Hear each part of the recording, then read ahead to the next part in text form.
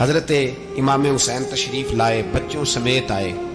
حور بن یزید ایک شخص تھا، حور بن یزید، حور بن یزید نام یاد رکھنا۔ حور بن یزید ایک مختصر سا لشکر لے کے اس نے امام حسین کو ایک جگہ پہ روکا، پھر دوسری جگہ پہ روکا، بالآخر تیسری جگہ پہ روکا تو امام حسین نے فرمایا جگہ کون سی ہے؟ کہا حضور کرب و بلا۔ فرمایا بس یہی خیمے لگا دو، یہی۔ حضرت سیدہ زینب نے پوچھا امام حسین سے کہ سارے زمانے نے روکا ہے، ٹھیک ہے آپ حق پہ ہیں، یہ بھی سب نے کہا ہے آپ حق پہ ہیں، پر روکا بھی سب نے، آپ روکے کیوں نہیں؟ تو ابن کثیر اور ابن اسیر لکھتے ہیں کہ امام حسین رو پڑے، کہنے لگے بہن میں رک جاتا پر میں نے رات کو نانا مصطفیٰ کو خواب میں دیکھا ہے۔ تو حضور نے فرمایا حسین اگر آج یہ رواج پڑ گیا نا یزید جیسے لوگوں کا تو قیامت تک پڑا رہے گا، پھر لوگ کہیں گے کوئی نکلا نہیں تھا تو ہمیں بھی نکلنا، پھر لوگ ظالموں کے سامنے گردنیں جھکانے کے عادی ہو جائیں۔ میں کہتا رہتا ہوں، کہہ رہا ہوں، کربلا کی جنگ کفر اسلام کی جنگ نہیں، کفر اسلام کی جنگ نہیں کربلا کی، کیونکہ یزید تو بڑا پکا نمازی تھا، خطبہ دیتا تھا وہ تو۔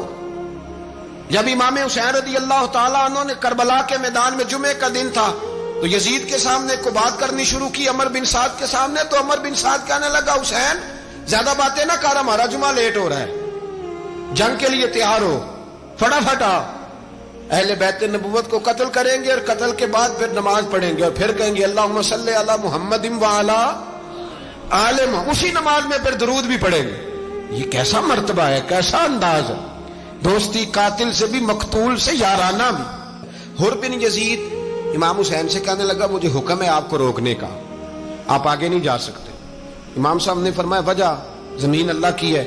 اس نے کہا آپ بیعت نہیں کر رہے، یزید کی حالات آپ کے حق میں درست نہیں ہیں، آپ نہیں جائیں گے۔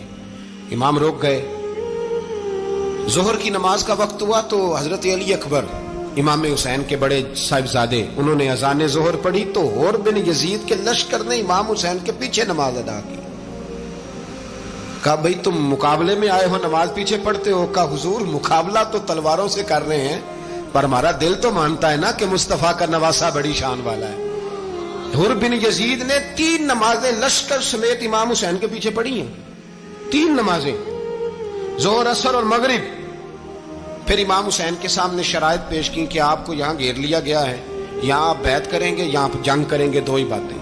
امام حسین نے فرمایا نہیں بھائی بیعت تو میں نہیں کرتا، اس کے علاوہ تم جو کہتے ہو میں کرنے کو تیار ہوں۔ اس نے خط لکھا، عبید اللہ ابن زیاد کو ایک بندہ دوڑایا پیچھے، کوفے چند میل پہ کوفہ تھا، کہا وہ نہیں مان رہے، کیا کرنا ہے؟ تو حسین ابن علی ہے، میں زیادہ دیر انہیں روک بھی نہیں سکتا۔ انہوں نے پیغام دیا حور بن یزید کو کہ کرنا کچھ بھی نہیں، ان کا پانی بند کر دو، بلیک میل کرو، کھانا پانی نہیں ملے گا، چھوٹے چھوٹے بچے ہیں، خود ہی مان جائیں گے۔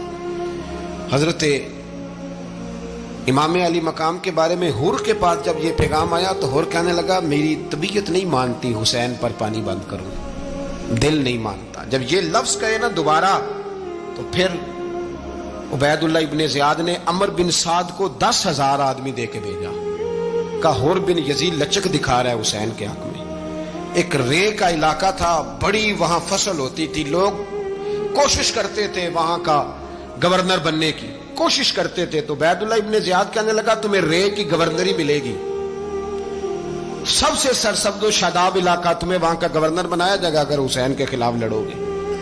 یہ اتنی زبردست ہوتی ہیں گورنریاں کہ گورنریوں کے لیے لوگ نسل رسول کے خلاف بھی نکل آتے ہیں، یہ اتنی تگڑی ہوتی ہیں، اتنی جلدی وفاداریاں بدلتی ہیں۔ امام حسین کو روک لیا گیا، عمر بن سعد نے روک لیا۔ 1 محرم کو امام آئے، 7 محرم تا روکا گیا، 7 محرم کو پانی بند کر دیا۔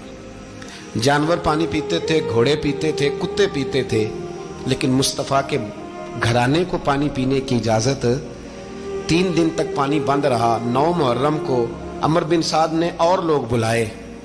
شمر ایک بڑا سخت آدمی تھا، سنگ دل بدبخت، جس نے حضرت علی اصغر کے گلے پر تیر مارا تھا، وہ اور لشکر لے کے آیا۔ رات کو کہنے لگا امام حسین رضی اللہ تعالیٰ عنہ سے کہ بس بڑا ہو گیا، یہ 9-10 محرم کی درمیانی رات، یہاں آپ جنگ کریں گے یا آپ بیعت کریں گے، 2 ہی باتیں۔ امام حسین اندر گئے، سیدہ زینب سے مشورہ کیا، باہر آئے، فرمایا بات وہی ہے جو پہلے دن والی ہے۔ او بھائی بچے ساتھ ہو، सहरा का इलाका हो, तपती हुई रेत हो, इतने कठिन और सख्त हालात, चारों जानब मौत ही मौत, दूर दूर तक अपनों का नामो निशान कोई नहीं, और अकेले फैसला करने वाले इमाम हुसैन, बाकी सारे बच्चे हैं या औरतें, सारे बड़े अकेले। इमाम हुसैन रज़ी अल्लाह ताला अन्हु ने फरमाया, भाई बैत तो मैं नहीं करता, बाकी जो तुम्हारा प्रोग्राम है। शिमर और इब्ने साद कहने लगे फिर जंग के लिए तैयार हो जाएं। क्या अंदाज है इमाम हुसैन का। फरमाने लगे कल जंग करूंगा, मुझे पता तो है जंग का नतीजा क्या निकलना है, एक रात मुझे दे दो ताकि मैं खुल के अपने रब की इबादत तो कर लूं। हुसैन ने जाना है, मुझे पता है कल रिजल्ट 72 और 22,000 का क्या, एक रात मुझे दो, मैं मालिक से राज न्याज तो करूं। मैं गोया उससे पूछूं तो सही कि मालिक मेरे वालिद भी शहीद हैं, भाई भी शहीद हैं, नाना को भी दुखों में देखा है, तो अब मेरी बारी है, तो मालिक मैं हाजिर हूं, मुझे मौका तो दो, इसलिए कि मेरे नाना ने बदर में भी सारी रात इबादत की थी, सुबह मुझे मौका दो। और दुनिया का उसूल है जब कोई मौका मांगता है तो दिया जाता है। ये दोनों कहने लगे कोई मौका नहीं। हुर बिन यजीद पीछे से बोला, कहने लगा नहीं, बदतमीजी ना करो, हुसैन को मौका दो, तुम्हें देना पड़ेगा। मौका दिया। हुर बिन यजीद ने फिर मिन्नत की, कहा हुजूर आप मेहरबानी करें मान जाएं। फरमाया मानने वाला खाता कोई नहीं। फरमाया मानने वाला खाता, बोलिए मानने वाला खाता, ये बड़ा मुश्किल काम है भाई। जमीर का सौदा अब तो आम हो गया, बाजार लगते हैं, रेट लगते हैं, अपनी अपनी चाहतों पे लोगों ने अपने अपने अंदाज सजाए हुए। कोई आदमी बस अच्छे तरीके से नाम ले ले तो बस हम उसके पीछे चल जाते हैं। अब तो आम हो गया ये मामला। इमाम हुसैन ने फरमाया हो ही नहीं सकता, मुमकिन ही नहीं है। सारी रात इबादत में गुजरी, रियाजत में गुजरी। तहज्जुद का वक्त हुआ तो घर वालों को बुलाया, फरमाया देखना तुम्हारी सी की आवाज ना बाहर आए, खबरदार सी की आवाज ना आए। और इमाम ज़ैनुल आबिदीन से फरमाया तू बीमार है, तू जिहाद नहीं करेगा, लेकिन ख्याल रखना पीछे। और बड़ी कीमती बात बता रहा हूं, हमारी बीवियां किसी के घर मैयत हो जाए तो 4 दिन बुखार नहीं उतरता। इमाम अली मकाम ने सैयदा ज़ैनब से फरमाया तू बड़ी है, मेरी बहन है, पीछे सारे बच्चे हैं, जवान हैं, इनके हौसले तेरी जिम्मेदारी हैं। सुबह जंग का तबल बजने लगा, फजर की नमाज पढ़ी, सूरज चढ़ा, 10 मुहर्रम का दिन, जुमे का वक्त। जनाब सैयदना इमाम हुसैन रज़ी अल्लाह ताला अन्हु ने रेत पर सजदे किए, लंबे सजदे, लंबी नमाज। सूरत शम्स की आयात दूसरी रकत में पढ़ी तो सारा करबला गूंजने लगा। क्या अंदाज़े तकल्लुम था इमाम अली मकाम का। नमाज मुकम्मल हुई तो हुर बिन यजीद, अमर बिन साद और शीमर से कहने लगे वाकई हुसैन से लड़ोगे? पता नहीं कौन है। कुल्ला सालुकुम अलैहि अजरन, तुमने नहीं पढ़ा इल्लल मवद्दत फिल कुर्बा, तुम्हारी आंखें बंद है। अल हसन वल हुसैन सय्यदु शबाब अहले जन्नह, तुम्हें नहीं पता? कहने लगा चुप कर, हुकूमत नजर आ रही है। और बिन यजीद कहने लगे फिर मेरा भी फैसला सुनो, मुझे हुकूमत नहीं चाहिए, मुझे जन्नत चाहिए। हुकूमत नहीं चाहिए। इमाम हुसैन की पहली फतह देखें, और बिन यजीद एड़ी लगा के ना यजीद के लश्कर से निकल के इमाम हुसैन के लश्कर में शामिल हो गया। और पहला शख्स जिसने इमाम हुसैन को रोका, इमाम हुसैन के नाम पर पहला सर भी इसी शख्स ने कटाया है। लेकिन यजीद की कब्र पे लानत भी कोई नहीं बरसाता, उसका महल था बहुत बड़ा। लेकिन जब लोग करबला में इमाम हुसैन को सलाम करने जाते हैं तो कदमों में हुर बिन यजीद का मजार भी बना हुआ है, उसको भी सलामी दी जाती है। और अब हम अकेला हुर बिन यजीद नहीं कहते, हम कहते हैं हुर बिन यजीद रदी अल्लाह ताला। अब हम इतनी ताजीम करते हैं उस हुर की। जनाबे इमाम हुसैन को मैदान में खड़ा किया गया, जिहाद का तबल बजा, पहले खुद्दाम आए। और सुन लो, आज वो पता नहीं बाजारी से लोग चढ़ गए स्टेजों पे, बाजारी से, ना चेहरे पे दाढ़ी है, ना सर पे कोई कपड़ा है, बाजारी लोग हैं, भाग रहे हैं, बाजू चढ़ाए हुए हैं, बटन खोले हुए हैं, तमाशा बना दिया। सुनने वालों का भी अल्लाह ही हाफिज है। वो स्टेज पे ये अहले बैत की शान बयान करता है, भाग के उधर जाता है, ये कोई तरीका है? सुनने वालों का भी अजीब अंदाज है, हर बंदे को सुनने बैठ जाते हैं। दीन मुहज्जब है, तहजीब वाला है, दलाइल रखता है, दीन वकार रखता है, ऐसे लोग अब दीन बयान करेंगे? हजरत सैयदना इमाम हुसैन रज़ी अल्लाह ताला अन्हु सुबह जब जिहाद का वक्त आया, पता है कौन कौन थे करबला में? امام حسین کے ساتھ امام حسین کے 4 بھائی تھے کربلا میں. کتنے؟ بول کے بتائیں. حضرت علی کے 4 بیٹے، عباس بن علی جن کو حضرت عباس کہا جاتا ہے نا، علمدار، یہ حضرت علی کی دوسری زوجہ میں سے. عباس بن علی بھی تھے اور ابو بکر بن علی بھی تھے، عمر بن علی بھی تھے، عثمان بن، یہ حضرت علی کے بچوں کے نام ہیں. یہ آپ کے شہزادے امام حسین کے ساتھ شہید ہوئے. ان کا نام صرف اس لیے نہیں لیا جاتا کہ ان کا نام خلفائے ثلاثہ کے نام پہ، حضرت علی نے اپنے یاروں کے نام پہ رکھا ہے تو تم نے کربلا کے میدان سے خارج کر دیا. یہ تینوں شہزادے حضرت جناب سیدنا امام حسین کے ساتھ تھے، یہ بھی شہید ہوئے.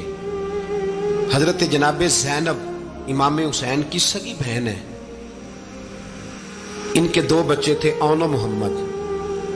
جب امام حسین میدان میں جانے لگے تو جناب زینب بچوں سے کہنے لگی، نہ پہلے بھائی نہیں جائے گا، پہلے بھانجے جائیں گے. 2 بچے شہید ہوئے. حضرت قاسم بن حسن امام حسن کے بیٹے تھے. وہ جب میدان میں جانے لگے تو امام حسین نے کہا، نہیں بھائی تو نہیں جائے گا، تو میرے بھائی کی نشانی ہے، میں جاؤں گا. تو حضرت قاسم بن حسن نے ایک تعویذ کھول کے دیا کہ ابا جی میرے والد نے کہا تھا جب بڑی مشکل آ جائے تو تعویذ کھول کے دیکھنا. تو آج بڑی مشکل آئی ہے تو میں نے تعویذ کھولا ہے، تو یہ دیکھیں کیا لکھا ہے. یہ تو رکا ہے، تعویذ ہے ہی نہیں. جب کھول کے دیکھا تو اس پہ لکھا تھا، قاسم اگر حسین پہ کوئی کڑا وقت آ جائے تو بیٹے کے آگے آگے رہنا، اگر کڑا وقت میرے بھائی پہ کبھی آ جائے نا، دیکھنا اس کے آگے آگے چلنا، اسے حسن کی کمی نہ محسوس ہو. پائیاں جہاں ساک نہیں کوئی جے وچ خار نہ ہوئے. سیدنا امام حسین پہلی دفعہ کربلا میں اس وقت روئے جب یہ رکا. آپ نے دیکھا تو فرمایا ٹھیک ہے، اگر حسن کی یہ وصیت ہے تو میں نے زندگی میں اگر ان کی ہر بات مانی ہے اب بھی مانوں گا، تمہیں اجازت ہے. جناب قاسم بن حسن 16 سال کا جوان جب میدان میں نکلے تو ہائے ہائے پتہ نہیں کہاں سے آ گئی ہے. امام قاسم بن حسن جب میدان میں نکلے تو تبری سے لے کر علامہ ابو الاسناد صاحب سب کو پڑھ کے تو دیکھو. 3 دن کی پیاس ہے، شدید آزمائش ہے، دکھ ہے، تکلیفیں ہیں، پھر بھی پہلی دفعہ جب میدان میں گئے ہیں واپس آئے ہیں 19 لوگوں کو قتل کر کے واپس آئے. 19 لوگوں کو ایک بار میں حضرت ایسے ہی تماشا بنا دیا. مظلوم تھے وہ تو رو رہے تھے. ہر مقرر یہ کہہ رہا ہے کہ وہ تو بار بار کہہ ابا پانی مل جائے، پانی آ جائے، ترس گئے. خدا کا خوف کرو، یہ دلیر لوگ تھے. ان کی باتیں آج بھی پڑھ کے دلیری پیدا ہوتی ہے، دلیری پیدا ہوتی ہے، دلیری. سناؤ قصہ خیبر کو، تمامی اپنے بچوں کو علی کی داستان سن کے دلوں سے ڈر نکلتا ہے. علی کی داستان سن کے دلوں سے یہ جو بچے ڈر رہے ہیں نا، وہ چمگادڑ آ گئی، کاکروچ آ گیا، یہ خوف نکل جائے گا اگر حضرت قاسم بن حسن کی بات سنے گی. درجنوں لوگ آپ نے قتل کیے. ایک دفعہ آئے کہا چاچا یزید کا لشکر تو بڑا بزدل ہے، اگر چند قطرے پانی میرے حلق سے گزرے تو میں سارے کاٹ کے لے آؤں گا آپ کے پاس، چند قطرے. لیکن تھوڑی دیر گزری، عمر بن سعد کہنے لگا اکیلے اکیلے جاؤ گے تو علی کا پوتا ہے، یہ سب کو مار دے گا، کٹھے جاؤ. چاروں جانب سے تیر برسے. ایک تیر لگا آ کے گردن کے پیچھے، بس جناب سیدنا قاسم بن حسن گھوڑے سے نیچے گرے. تو جناب زینب حوصلہ کر کے آنسو سمیٹ کے کہنے لگی میں دیکھ رہی ہوں پردے کے پیچھے سے حسین میرے بھائی کا بیٹا گر گیا ہے، جا اسے اٹھا کے لا. حضرت امام حسین ان کو اٹھا کے لائے تو امام حسین نے سینے سے لگایا ہوا تھا تو ان کے پیر، ان کا قد لگتا تھا امام حسین سے زیادہ ہے. اٹھا کے لایا، لٹا دیا گیا. امام حسین کے اپنے بڑے بیٹے میدان میں نکلنے کو، علی اکبر نام ہے. جب جن لوگوں نے حضور کو نہیں دیکھا تھا وہ جب کہتے نا ہم نے نبی پاک کا دیدار نہیں کیا تو بتاؤ کس طرح کے تھے، تو بتایا جاتا تھا کہ جناب علی اکبر کا دیدار کرو، ہم شبیہ مصطفیٰ. اور جب وہ گلیوں میں نکلتے تھے تو عورتیں چھتوں پہ چڑھ جاتی تھیں. جناب علی اکبر رضی اللہ تعالیٰ عنہ تلوار لے کے میدان میں نکلے. جوان بیٹے دینے بڑے مشکل. او یارو رٹا کیا ہے یہ تو بتاؤ کہ ظالم آدمی حکمران ہے.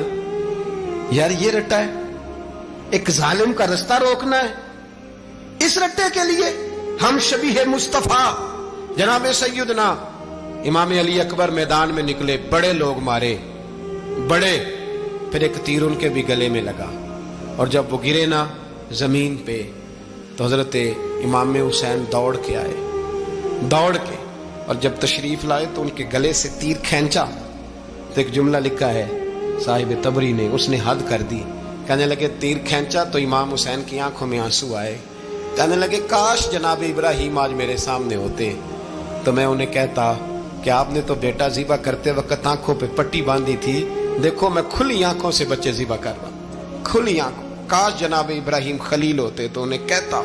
جناب علی اکبر بھی شہید ہوئے، حضرت علی اصغر کو تو اچانک اٹھایا تھا امام حسین، باہر نکلے تو گردن پہ تیر لگا تو 6 مہینے کا بچہ وہ بھی شہید ہوا، خون اچھالا آسمان کی طرف تو کہا مولا دیکھ لے میں نے 6 مہینے والا بھی نہیں بچایا، وہ بھی دے دیا ہے۔ پھر حضرت عباس کو بیٹیوں نے کہا کہ اب نہ، کچھ کہتے ہیں پہلے شہید ہوئے، کچھ نے لکھا بعد میں، کہ اب ہم سے پانی کے بغیر نہیں رہا جاتا، تو جناب عباس پانی کا مشکیزہ لے کے نکلے، باہر نکلے، ایک ہاتھ کٹا، دوسرے پہ مشکیزہ وہ بھی کٹا۔ دیکھ لو میں پس منظر پہ ہوں ابھی تک، میں بتا رہا ہوں کہ جہاد کس کے خلاف تھا؟ ظالم حکمران کے خلاف، ظالم کافر کے خلاف نہیں، مشرک کے خلاف نہیں۔ حضرت امام حسین رضی اللہ تعالیٰ عنہ نے ہر جگہ ایک ہی بات کی کہ یزید شرابی ہے تو بچے کٹوا دوں گا، شرابی کو ووٹ، یہ ایک نہیں، ہر کتاب میں یہی لکھا، ہر کتاب میں، اور ہر مسلک کی کتاب۔ یزید چونکہ مجرے دیکھتا ہے، رنڈیوں کا ناچ دیکھتا ہے، بچے کٹوا دوں گا، اس کے ہاتھ میں ہاتھ۔ امام حسین نے فرمایا چونکہ اللہ کی حدوں کو توڑتا ہے، حقوق اللہ پامال کرتا ہے، حدود اللہ، بچے کٹوا دوں گا لیکن اس کے ہاتھ میں ہاتھ۔ سارا دن خود مجرا دیکھنا اور 10 محرم کو 2 دیگیں پکا کے حسینی بن جانا، سارا سال خود گند مند کرنا، شرابیوں کے ساتھ رہنا اور 10 محرم کو 2 آنسو بہا کے یاد رکھنا۔ میں ہمیشہ کہتا ہوں، پھر کہہ رہا ہوں، جس کے موبائل میں گندے گانے ہیں، گند دیکھتا ہے، شرابی کبابی کا سپورٹر ہے، ووٹر ہے، یا مجرے دیکھتا ہے آتا جاتا ہے، وہ یاد رکھے قیامت میں امام حسین کا ہاتھ ہوگا، اس کا گریبان ہوگا۔ ہم سے نہ رقم ہوں گے قصیدے یزید کے، ہم لوگ تو حسین کے سیرت نگار۔ حضرت عباس بازو کٹا، پھر پانی تو بھر لیا تھا، لا نہ سکے، پھر گردن کٹی تو شہید ہوئے۔ بچوں کی بھی شہادت ہوئی، پر جب ان کا لاشا اٹھایا تو امام حسین کہنے لگے مولا اب نہ حسین کی کمر کمزور ہو گئی ہے، اب کمزور ہو، اور بھائی ایک میت ہو جائے تو 4-5 دن تو پوری آنکھیں نہیں کھلتی، کیسا جری خاندان ہے۔ تھوڑی دیر گزری تو امام علی مقام نے پٹکا باندھا، سر پہ دستار باندھی، مولا علی کی تلوار پکڑی، نبی پاک کا امامہ باندھا اور گھوڑے پہ سوار ہوئے تو کہنے لگے زینب گھر تیرے حوالے اور میں اللہ کے حوالے، گھر تیرے حوالے اور میں، اور پھر امام حسین نکلے، امام علی مقام نکلے۔ راوی کہتے ہیں کہ یہ جلوہ پہلے بھی بڑے سونے تھے، پر آج جو رنگ دیکھا وہ کبھی نہیں دیکھا۔ کیا انداز تھا، جدھر جاتے نعرہ لگاتے تو حد ہو جاتے۔ اتنے لوگ امام حسین نے کاٹے، اتنے کاٹے، پھر واپس پلٹ کے آئے اور کہنے لگے زینب ذرا پردے کے پیچھے سے دیکھ تو صحیح میری بہن، ان بزدلوں کو جرت ہی نہیں ہو رہی حسین کے مقابلے میں آنے، ایک دوسرے کو دھکا دیتے، تو جا تو جا، پھر اکٹھے وار ہوئے۔ یہ کون ہے کٹا ہوا، لباس ہے پھٹا ہوا، یہ بال یقین حسین ہے، نبی کا نور عین ہے۔ پھر چاروں جانب سے تیر برسے تو امام علی مقام چونکہ نماز کا وقت ہو گیا تھا، اترے گھوڑے سے، خون بہ رہا تھا، گرم ترین ریت سے تیمم کیا، سر سجدے میں رکھا، اور جب شمر آپ کی گردن کاٹنے لگا تو کہنے لگے ٹھہر جا ذرا رب سے ایک بات کر لینے دے، اور پھر بولے امام حسین، کہنے لگے مالک تو اب بتا کہ حسین سے راضی ہے کہ ناراض ہے، تو بتا۔ تو پھر ایک آواز آئی، یا ایتھا النفس مطمئنہ ارجعی الی ربک راضیۃ مرضیہ، فرمایا نفس مطمئنہ واپس آ جا، تو اللہ سے راضی ہے، اللہ تجھ سے راضی۔ امام حسین وہاں شہید ہو گئے۔ اب یہ قافلہ امام حسین کا سر کاٹ، ذرا دیکھنا غور کرنا، سر کاٹ کے نیزے پہ رکھا ہے، جسم کربلا میں پڑا ہے، عورتوں کو گھوڑوں پہ بٹھا کے لے جایا گیا یزید کے دربار میں۔ یزید پہلے عبید اللہ ابن زیاد نے بدتمیزی کی، پھر یزید نے کی۔ سعودی عرب کا ایک مولوی بول رہا تھا، سعودی عرب کا، ان سے بھی بڑا عشق ہے، جس نے تقریر سننی ہو میرے پاس ہے۔ ہمیں لوگ مشورے دیتے ہیں کہ جو یزید کو اچھا کہے اور حسین کو باغی کہے اس کو ہم امام مان لیں، اس بے شرم بے حیا کو جو نبی پاک کے گھرانے کے بارے میں بکے اسے امام سعودی عرب میں مسجد نبی میں درس دینے والا جس نے تقریر سننی ہو میرے پاس ہے. وہ کہتا ہے یزید تو بڑا اچھا آدمی تھا, اس نے تو بڑی خدمت کی, تو میں نے اسے کہا رشتہ داری کر لیا یزید کے ساتھ, قریب ہو جا. شرم نہیں آتی؟ آج بھی نبی پاک کا دل دکھاتے ہو, حیا نہیں آتی, خیال نہیں آتا. اور لوگ گھر میں بیٹھ کے باتیں کرتے ہیں, کہتے ہیں جی جو بیت اللہ میں ہو وہ بھی برا ہو سکتا ہے. بیت اللہ میں تو 360 بت بھی تھے, وہ اچھے تھے. مدینے میں تو 360 منافق بھی رہے, پوری سورہ منافقون نازل ہوئی, وہ اچھے تھے. عجیب تماشا بنا دیا لوگوں نے مذہب کا. کہتا ہے یزید نے تو بڑی خدمت, تو عبید اللہ ابن زیاد نے قتل کیا. بے شرمو, اگر عبید اللہ ابن زیاد نے بھی قتل کیا تھا تو حکومت کس کی تھی؟ تو پھر یزید نے عبید اللہ ابن زیاد کو سزا کیوں نہیں دی, بلکہ ایک جگہ 2 گورنریاں دی اس کو؟ یہ حال کیا. بلکہ سنو کہ یزید چھڑیاں مار رہا تھا, چھڑیاں. امام حسین کے لبوں پہ تو نعمان بن بشیر صحابی تھے, بول پڑے, کہنے لگے یزید بدبخت, ہاتھ پیچھے اٹھا, مجھے اللہ کی عزت کی قسم میں نے سینکڑوں بار نبی پاک کو ان ہونٹوں کو چومتے دیکھا ہے. حضرت جناب زینب عورتوں کے مجمع میں پیچھے ہو کے بیٹھی ہیں. یزید کے پاس جب پہنچا لشکر تو یزید کہنے لگا دیکھو اللہ نے مجھے عزت دی اور میرے مخالفوں کا کیا حال ہوا.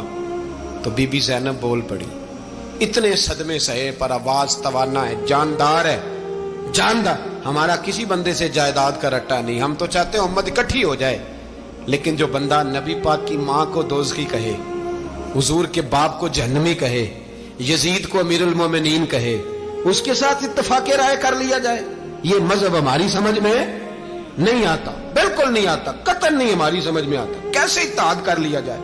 یہاں تو میرے بھائی جو ہمارے ابا کا مخالف ہو اس سے اتحاد نہیں ہوتا, اور جو نبی پاک کے والد کو دوزخی کہے اس سے اتحاد ہو جائے.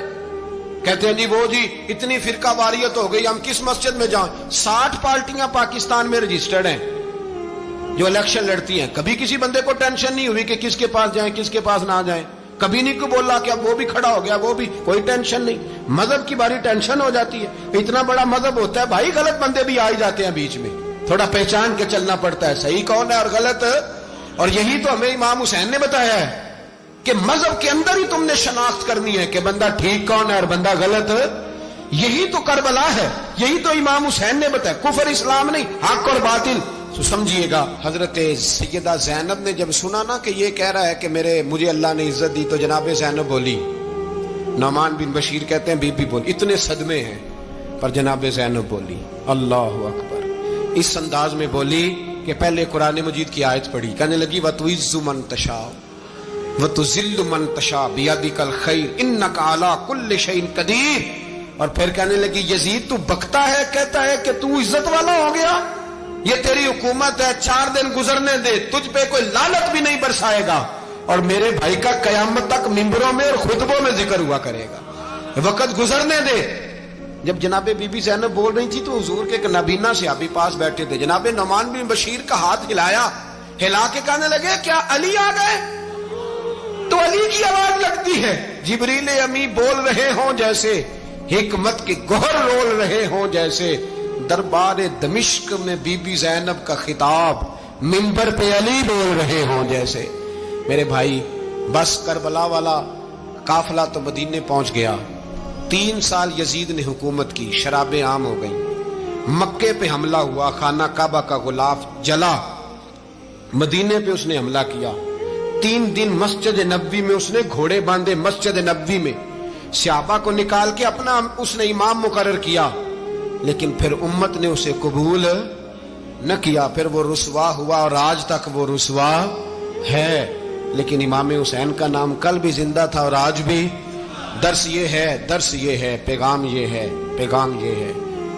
یاد رکھو موت تیزی سے آ رہی ہے, ہمارے ساتھ والے دائیں بائیں والے سب چلے گئے, اسی طرح نمبر لگے گا, ایک دن اعلان ہوگا.